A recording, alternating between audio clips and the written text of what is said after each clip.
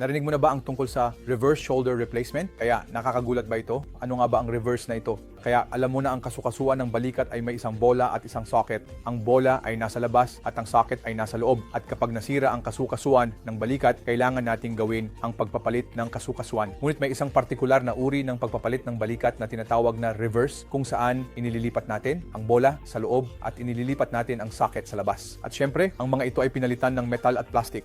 Kaya sa reverse shoulder replacement, binabago natin ang posisyon ng bola at socket and pinapalitan ito ng metal at plastic kung saan nagiging maayos ang galaw ng balikat. Kung ikukumpara sa regular na pagpapalit ng kasukasuan, ang isang ito ay may mga bentahe na hindi gaanong umaasa sa mga litid ng kalamnan ng rotator cuff. At mayroon din itong bentahe na mas predictable sa ilang uri ng mga pasyente na may maraming pinsala sa buto bago ang kanilang pagpapalit ng balikat. Kaya kung ikaw ay kandidato para sa pagpapalit ng balikat, dapat mong isaalang-alang kung ang reverse shoulder replacement ay mas angkop para sa iyo o hindi.